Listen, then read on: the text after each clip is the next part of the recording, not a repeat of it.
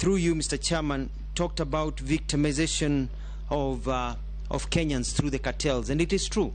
I have some tricks up my sleeve, and I don't want to speak about them publicly right now because, you know, these cartels will work on them. But I can assure you, within a few weeks, I'm dealing with these cartels, because I've been made to understand that some of them are even owned by government officials. And they're going to do everything because they're making tons and tons of money out of our people. And some of the things that we want to do is that it's a clear recording. If you're going to send our kids overseas for work, you need to have a record of who you are sending. You need clearance by the foreign ministry, not only by the labor ministry.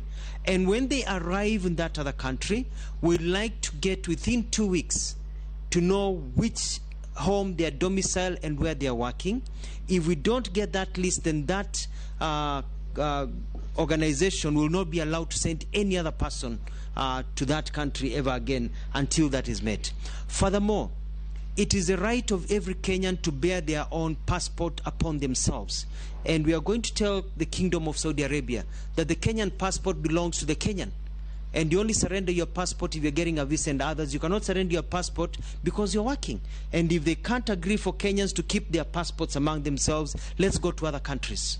We don't have to go there and be slaves because they take our passports and we can't even travel anywhere. So we are going to ensure some of these things are not taken for granted. It's all about the government putting down its foot and saying, we are friendly nations, let's treat our people with respect.